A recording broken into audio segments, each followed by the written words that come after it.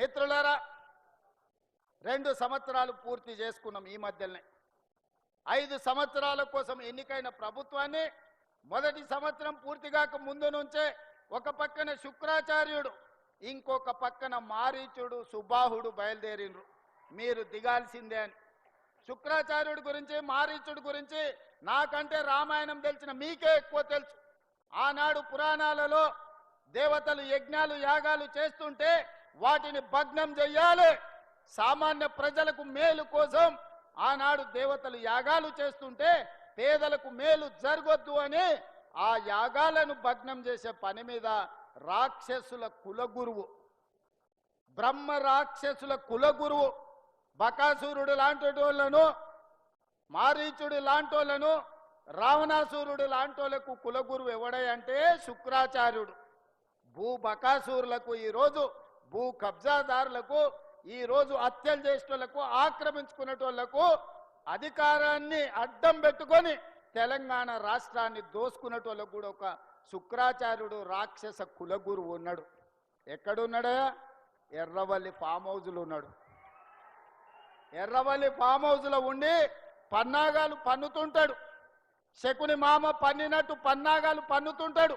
దుర్యోధన వంశాన్ని ఎంబడి పెట్టుకొని ఏదో రకంగా ఈరోజు కుట్రల కుతంత్రాలతోని ప్రజా పాలనను, పేదల ప్రభుత్వాన్ని పడగొట్టాలని ఆలోచన. శుక్రాచార్యుడేమో ఫామ్ హౌస్కి పోయిండు, మారుచుడు సుబాహుడేమో బామ్మార్దుల ముసుగులో అసెంబ్లీ లోపలికి వస్తుండ్రు. ఇవాళ మారీచుడు మీకు తెలుసు, మారీచుడే మాయ జింక రూపంలో సీతను ఎత్తుకపోవడానికి రావణాసురుడికి సహకరిస్తే చివరికి మారీచుడి సావు రాముడి చేతిలోనే తప్పలేదు. అట్లనే ఈనాడు ఈ ప్రభుత్వాన్ని బట్టగాల్చి మీదెయ్యాలి, ఈ ప్రభుత్వాన్ని బదనాము చెయ్యాలి అని అడ్డగోలుగా ప్రచారాలు ఈరోజు చేసే ప్రయత్నము మారీచుడు సుబాహుడు చేస్తున్నారు.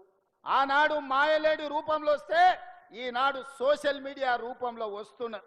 లేని అవాకులు చవాకులకు మంత్రముల మీద ఈరోజు ప్రచారాలు చేస్తున్నారు, ప్రత్యక్షంగా పరోక్షంగా. ఈనాడు టెండర్ల గురించి కొన్ని పత్రికలు రాస్తున్నాయి.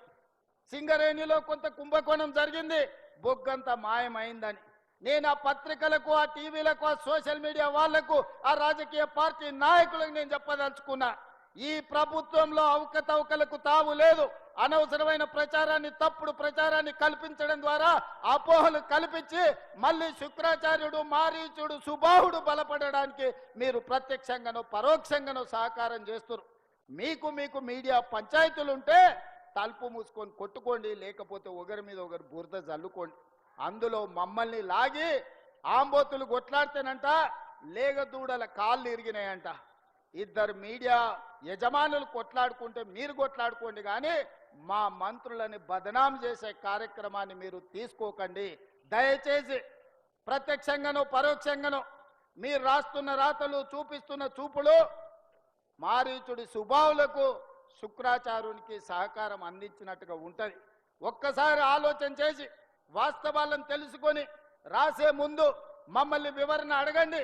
తెలంగాణ రాష్ట్ర ముఖ్యమంత్రిగా రోజుకి 24 గంటలు, సంవత్సరానికి 365 రోజులు ప్రజా జీవితంలో ఉన్న, ప్రజలకు అందుబాటులో ఉన్న మీడియాకు కావలసిన వివరణ ఇవ్వడానికి తెలంగాణ రాష్ట్ర ముఖ్యమంత్రిగా నేను సిద్ధంగా ఉన్నా. ఏదైనా వార్త ఏ టీవీలో వచ్చినా, ఏ పేపర్లు వచ్చినా, ఏ సోషల్ మీడియాలో వచ్చినా నా ఎమ్మెల్యేల మీద, నా ఎమ్మెల్సీల మీద, ఎంపీల మీద, మంత్రుల మీద ఎవరి మీద ఆరోపణ వచ్చినా వాళ్ళందరికీ నాయకుడిగా, కుటుంబ పెద్దగా అది నా గౌరవానికి భంగం కలిగిస్తుంది, నా నాయకత్వం పట్ల అపోహలను కలిగిస్తుంది. ఇలాంటి విషయాలలో ఎలాంటి కాంప్రమైజ్ లేదు. మా మంత్రుల మీద ఏదొచ్చినా రాసే ముందు నన్ను వివరణ అడగండి. ఈ ప్రభుత్వాన్ని అందరినీ సమన్వయం చేసుకొని, అందరి సహకారం తీసుకొని, అనుభవజ్ఞులైన తుమ్మల లాంటి వాళ్ళ అనుభవాన్ని తీసుకొని ఈరోజు ఈ ప్రభుత్వాన్ని నడుపుతున్నాం. 24 గంటలు పని చెయ్యాలి అంటే, సమ్మక్క సారలమ్మ గుడిని 100 రోజుల్లో పూర్తి చెయ్యాలి అని అంటే ఆ బాధ్యతను మీ అభిమాన నాయకుడు పొంగులేటి శ్రీనివాసరెడ్డి గారికి బాధ్యత ఇచ్చి 100 రోజుల్లో అమ్మవారి మందిరాన్ని నిర్మించాలి అని 24 గంటలు వారిని అక్కడనే పెట్టిన. ఢిల్లీలో ఏ అవసరం ఉన్నా, ఏ ఆర్థిక మంత్రితో మన రాష్ట్రానికి రావాల్సిన నిధులు కావాలన్నా, ఇతర శాఖల అనుమతులు కావాలన్నా బట్టి విక్రమార్క గారిని కాలుకు బలపం కట్టి ఢిల్లీలో గల్లి గల్లి తిప్పి ప్రతి మంత్రి దగ్గరికి పంపించి రాష్ట్రానికి రావాల్సిన అనుమతులు నిధులను రాబట్టుకునే ప్రయత్నం చేస్తున్నా. ఇది ఉమ్మడిగా మా ప్రభుత్వం నడిపిస్తున్న విధానం. గతంలో ఉన్న ముఖ్యమంత్రులు ఏకపాత్రాభినయం చేసేది. దుర్యోధనుడు వాళ్ళే, దుశ్శాసనులు వాళ్ళే, సుయోధనులు వాళ్ళే, ఇట్లా ప్రతి పాత్ర ఒక్కడే ఏకపాత్రాభినయం చేస్తాడు. మా దగ్గర అట్లా కాదు. అందరం సమన్వయం చేసుకొని ఎవరు బాధ్యతలు వాళ్ళు, ఎవరికి ఉన్న అనుభవాన్ని ఇంకొకరితో పంచుకొని సమన్వయంతో ఈ ప్రభుత్వాన్ని నడుపుతున్నాం. 2 సంవత్సరాలల్లా ఎలాంటి అవకతవకలకు కానీ ఎలాంటి తప్పులకు కానీ అవకాశం ఇవ్వలేదు. ఈనాడు కూడా సింగరేణిలో జరుగుతున్న కోల్ మైనింగ్ టెండర్ విషయంలో ప్రభుత్వం స్పష్టంగా నికార్సుగా నిజమైన అనుభవం ఉన్న వాళ్ళకే ఇస్తుంది తప్ప అనా పైసా అవినీతికి అవకాశం ఇవ్వము. దయచేసి నా సహచర మంత్రుల మీద వార్తలు రాసే ముందు నాతో వివరణ తీసుకోవాల్సిందిగా నేను పెద్దలకు విజ్ఞప్తి చేస్తున్నా. మిత్రులారా, ఈనాడు ఖమ్మం జిల్లా ప్రజలు తెలివైనోళ్ళు. ఖమ్మం జిల్లా ప్రజలు పోరాటానికి ప్రతిరూపం. 2014లో మీరు గుర్తించరు, బీఆర్ఎస్కి ఒకటే సీట్ ఇచ్చారు. 2018లో గుర్తించారు, బీఆర్ఎస్కి ఒకటే సీట్ ఇచ్చారు. 2023లో గుర్తించారు, ఒకటే సీట్ ఇచ్చారు. మొన్న జరిగిన సర్పంచ్ ఎన్నికల్లో 1130 గ్రామ పంచాయతీలు ఉంటే 791 గ్రామ పంచాయతీలను గెలిపించి 71% కాంగ్రెస్ పార్టీకి అండగా నిలబడి కాంగ్రెస్ పార్టీకి ఖమ్మం జిల్లా కంచుకోటని నిరూపించిన ఖమ్మం జిల్లా కాంగ్రెస్ పార్టీ కార్యకర్తలకు నేను మనస్ఫూర్తిగా అభినందనలు తెలియజేస్తూ రాబోయే మున్సిపల్ ఎన్నికల్లో కూడా మీ చెమటను, మీ రక్తాన్ని చెమటగా మార్చి కాంగ్రెస్ పార్టీ జెండాను ఎగరేయాలి. చిన్న చిన్న విషయాలు ఏమున్నా అంతర్గత సమావేశాలలో మాట్లాడుకోవాలి. పార్టీకి అవసరమైన సూచనలు, సలహాలు ఇవ్వాలి. పార్టీ ఒక నిర్ణయం తీసుకొని జిల్లా పార్టీ అధ్యక్షులు, రాష్ట్ర పార్టీ అధ్యక్షుడు ఎవరికి బీఫామ్ ఇస్తే వాళ్ళ గెలుపు కోసం పనిచేయాలి. భిన్న అభిప్రాయాలు ఉండొచ్చు, భిన్న అభిప్రాయాలు భేదాభిప్రాయాలుగా మారొద్దు. కొన్నిసార్లు అవకాశం ఆలస్యంగా వస్తుంది, కొన్నిసార్లు అనుకోకుండా అదృష్టం కలిసి వస్తే కొన్నిసార్లు తొందరగా కూడా వస్తుంది. నాకు అదృష్టం కలిసి వచ్చింది. నాకంటే పెద్ద పెద్ద వాళ్ళ అనుభవం ఉన్న వాళ్ళు ఇక్కడ ఉన్నారు. కానీ ఏ మంత్రి పదవి చేపట్టకుండానే 17 సంవత్సరాలు రాజకీయ జీవితంలో 18వ సంవత్సరంలోకి అడుగుపెట్టే సమయానికే తెలంగాణ రాష్ట్రానికి ముఖ్యమంత్రి బాధ్యత. కష్టంను నమ్ముకొని క్రమశిక్షణతో పార్టీకి పనిచేస్తే పార్టీ ఇవాళ తెలంగాణ రాష్ట్ర ముఖ్యమంత్రిగా శ్రీమతి సోనియా గాంధీ, రాహుల్ గాంధీ, మల్లికార్జున్ ఖర్గే గారు అవకాశం ఇచ్చిండ్రు. నాకంటే అనుభవం ఉన్న వాళ్ళు ఉన్నా పార్టీ నిర్ణయం తీసుకున్నది కాబట్టి వాళ్ళందరూ సంపూర్ణంగా సహకరించి నాకు మంత్రిగా అనుభవం లేకపోయినా ప్రభుత్వం నడపడంలో సంపూర్ణమైన సహకారాన్ని అందించి ఈరోజు దిగ్విజయంగా 2 సంవత్సరాల పరిపాలనను పూర్తి చేసుకున్నాం. అందుకే మిత్రులారా, క్రియాశీలక కార్యకర్తలకు, కాంగ్రెస్ నాయకులకు నాకు విజ్ఞప్తి ఒకటే. రేపు జరగబోయే మున్సిపల్ ఎన్నికలలో ఖమ్మం జిల్లా 100% కాంగ్రెస్ పార్టీ జెండా ఎగరాలి, బీఆర్ఎస్ను బొందబెట్టాలి. బీజేపీ అయితే ఆనమాలు కూడా ఖమ్మం జిల్లాలో లేవు. ఎక్కడ కూడా ఏకలింగం తోకలింగం కూడా బీజేపీ వాళ్ళు ఖమ్మంలోకి మీరు రానియలే. మీరు తెలివి కల్లోలు. అందుకే బీజేపీని రాజ్యాంగానికి ప్రమాదం పొంచి ఉందని మొదటి నుంచి ఖమ్మం జిల్లాలో బీజేపీని నిషేధించిండ్రు. ఆ నిషేధం భవిష్యత్తులో కూడా కొనసాగుతుందని నేను విశ్వసిస్తున్నా. కాకపోతే మారీచులు మళ్ళా బయలుదేరిండ్రు. శివరాసన్లు నిన్నమన్ననే మీటింగులు పెట్టిర్రు ఖమ్మంలో. శివరాసన్ మాటలు నమ్మో, మారీచుడు మారువేషంలో వచ్చినోని నమ్మో, ఒకటో ఆరో అక్కడ ఇక్కడ తులసి వనంలో గంజాయి మొక్కల్లాగా ఎవరన్నా గెలిపిస్తారంటే గెలిచినోడు మళ్ళీ మీ కాళ్ళల్లో కట్టబెట్టి ఖమ్మంకు వచ్చే ప్రాజెక్టులను నిలిపివేసే ప్రమాదం ఉన్నది.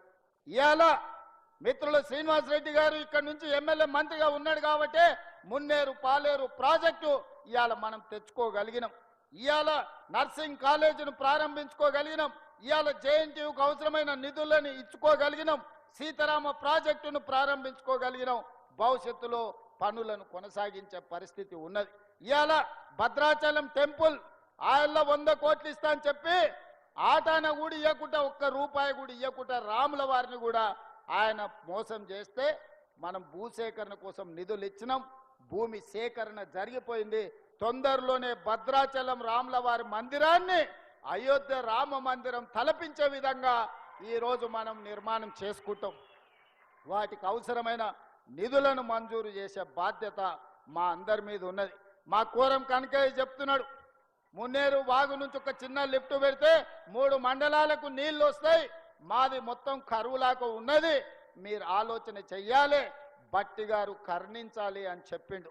తప్పకుండా ఉత్తమ్ కుమార్ రెడ్డి గారికి కోరం కనకయ్య తరఫున నేను విజ్ఞప్తి చేస్తున్నా, దాన్ని పరిశీలించి సాధ్యమైతే తక్షణమే దాన్ని మంజూరు చేసే బాధ్యత మనం తీసుకుందామని చెప్పి ఉత్తమ్ కుమార్ రెడ్డి గారికి నేను సూచన చేస్తున్నా. మిత్రులారా, ఇవాళ మున్సిపాలిటీలలో చాలా సమస్యలు ఉన్నాయి. కొత్తగూడెం మున్సిపల్ కార్పొరేషన్గా మార్చుకున్నాం. ఇవన్నీ అభివృద్ధి పనులు జరగాలి. పేదవాడికి రేషన్ కార్డు రావాలి, పేదవాడు సన్న బియ్యం తినాలి, పేదవాడు ఇందిరమ్మ ఇల్లు కట్టుకోవాలి. 21,000 కోట్ల రూపాయలు 25,35,000 మంది రైతులకు రైతు రుణమాఫీ జరిగి ఈరోజు రైతు కనీసం మద్దతు ధరనే కాదు, ఆనాడు ఒరేస్తే ఉరేసుకున్నట్టే అని ఆయన చెప్పిండు. మా ఉత్తమన్న ఒరేయండి, సన్న ఒడ్లు వండించండి, 500 రూపాయలు బోనస్ ఇస్తామని తుమ్మల గారు ఉత్తమ్ గారు ఇవాళ చెప్పి 100 కోట్ల రూపాయలు 500 రూపాయల బోనస్ ఇచ్చి ఈరోజు రైతులను ఆదుకుంటున్నాం. ఈ విధంగా తెలంగాణ రాష్ట్రంలో ఒక మంచి పరిపాలన జరుగుతుంది. నిరుద్యోగ యువకులకు ఈ 2 సంవత్సరాలలో 70,000 ప్రభుత్వ ఉద్యోగ నియామక పత్రాలు అందించి ఆ 70,000 నిరుద్యోగ యువకులే కాదు, వాళ్ళ తల్లిదండ్రుల కళ్ళల్లో ఆనందాన్ని, తమ పిల్లలు సాధించిన విజయాన్ని ఆ కళ్ళల్లో చూసి ఆ ఆనందంలో మేము భాగస్వాములమైనం. 13 సార్లు నియామక పత్రాలు ఎల్బీ స్టేడియంలో, రవీంద్ర భారతిలో, శిల్పారామంలో నియామక పత్రాలు అందుకుంటున్న వాళ్ళనే కాదు, వాళ్ళ తల్లిదండ్రులను, వాళ్ళ కుటుంబ సభ్యులను కూడా పిలిచి వాళ్ళతో పంచభక్ష ప్రమాణాలతో భోజనం పెట్టి ప్రభుత్వ నియామక పత్రాలు ఈరోజు మనం అందించడం జరిగింది. అందుకే మిత్రులారా, మహిళలు నాకు ప్రత్యేకమైన అభిమానం. ఆడబిడ్డ చేతుల నగదు ఉంటేనే ఆ సంసారం బాగుంటుంది. ఎప్పుడైతే ఆడబిడ్డ చేతిలో ఇంటి పెత్తనం ఉంటుందో ఆ ఇల్లు బాగుంటుంది. వెనకటికి పెద్దలు చెప్పారు, ఇల్లును చూడు ఇల్లాలను చూడని. ఇంటి ముందల అలికి ముగ్గులేసిన ఇల్లు సుఖ సంతోషాలతో ఉంటుంది. ఏ ఇంటి ముందలైతే సంతోషం లేదో ఆ కుటుంబంలో ఆడవాళ్ళ చేతిలో పెత్తనం లేదు. ఆడబిడ్డ చేతిలో నగదు ఉంటే పిల్లల చదువులకు, పండుగ పూట బట్టలకు ఉపయోగపడుతుంది. ఇంటాయన చేతిలో నగదు ఉంటే సాయంత్రం పూట చక్కగా పోయి బెల్ట్ షాపులు ఇచ్చొస్తాడు. అంతేనా? మా అక్కలు చెప్పాలి. అందుకే మన ప్రభుత్వం ఏర్పడ్డ తర్వాత ఈరోజు రాష్ట్రంలో దాదాపుగా 7,000, 8,000 ప్రతి నెల 350 కోట్లు బట్టి విక్రమార్క గారు ఈ 25 నెలల్లో ఆర్టీసీలో ఆడబిడ్డల ఉచిత ప్రయాణానికి ఆర్టీసీ కార్పొరేషన్ కు 1,000 కోట్ల రూపాయలు చెల్లించి ఆడబిడ్డలకు ఆర్టీసీ బస్సుల్లో ఉచిత ప్రయాణం ఇచ్చినాం. ఇక్కడ మా అక్కలు ఉంటే నేను అడగదలుచుకున్నా, లేదా టీవీ చూసా మా అక్కల్ని అడుగుతున్నా. ఈ ప్రభుత్వం వచ్చిన తర్వాత ఇందిరమ్మ రాజ్యంలో ఏ బస్సు అయినా ఎక్కండి, ఎక్కడికైనా వెళ్ళండి, అమ్మవారి దర్శనానికి వెళ్తారా, భద్రాద్రి రాముల వారి దర్శనానికి వెళ్తారా, యాదగిరిగుట్ట లక్ష్మీ నరసింహస్వామి దర్శనం చేసుకుంటారా, లేకపోతే అమ్మగారింటికి పోయి అమ్మను బలకరించి వస్తారా? ఎవరన్నా 1 రూపాయి బస్కి రా మిమ్మల్ని అడిగినరా? ఇవాళ ఈ రాష్ట్రంలో వేలాది కోట్ల రూపాయలు ఖర్చు పెట్టి ఆడబిడ్డలకు ఆర్టీసీలో ఉచిత బస్సు ప్రయాణాన్ని ఏర్పాటు చేయడం ద్వారా పేద ఆడబిడ్డల ఆత్మ గౌరవాన్ని పెంచినాం. బస్సులో ఉచిత ప్రయాణమే కాదు, 1000 బస్సులు ఆడబిడ్డలే స్వయం సహాయక సంఘాలతో ఖరీదు చేసి ఆర్టీసీకే కిరాయికి పెట్టారు. ఇవాళ 1000 బస్సులకు ఆడబిడ్డలు యజమానులు అయ్యారు. అదేవిధంగా మా బట్టి గారిని అడిగిన 0 వడ్డీ మీద ఇప్పటి వరకు ఎన్ని ఇచ్చినామని, 27 వేల కోట్ల రూపాయలు బ్యాంకుల లింకేజ్ ఇచ్చి సున్నా వడ్డీకి సంబంధించి వందలాది కోట్ల రూపాయలు బ్యాంకుకు మిత్తీలు మన ప్రభుత్వం చెల్లించింది. రేపు 19 తారీఖు లోపల మిగిలిన సున్నా వడ్డీకి సంబంధించిన ఆడబిడ్డలకు మేలు జరగడానికి రాష్ట్ర ప్రభుత్వం 2 రోజుల్లోనే బ్యాంకులకు సంబంధించిన మొత్తం నగదు బదిలీ చేసి ఆడబిడ్డలకు వడ్డీ లేని భారాన్ని తగ్గిస్తున్నాం ఇవాళ. అందుకే ఇవాళ ఈ రాష్ట్రంలో ఒక పక్కన నిరుద్యోగ యువకులు, ఇంకొక పక్కన విద్యార్థులు. ఆనాడు భోజనం లేదు, ఇవాళ వాళ్ళకు భోజనం ఛార్జెస్ భట్టి గారు 40% పెంచారు. కాస్మెటిక్ ఛార్జెస్ 200% పెంచారు. యంగ్ ఇండియా ఇంటిగ్రేటెడ్ స్కూళ్ళు 100 నియోజకవర్గాలలో 100 స్కూళ్ళు 22,000 కోట్ల రూపాయలతోటి ఈ రోజు పనులను ప్రారంభించండు. స్కిల్ యూనివర్సిటీ తీసుకొచ్చినాం, స్పోర్ట్స్ యూనివర్సిటీ తీసుకొచ్చినాం. ఇవాళ ఈ విధంగా ముందుకు వెళ్తే రైతులకు రుణమాఫీ చేసినాం. రైతులు పండించిన పంటకు గిట్టుబాటు ధరతో పాటు 500 రూపాయల బోనస్ ఇవ్వడం జరిగింది మిత్రులారా. ఈ విధంగా ప్రతి వర్గానికి, ప్రతి సామాజిక వర్గానికి, ఆదివాసులు కావచ్చు, లంబాడాలు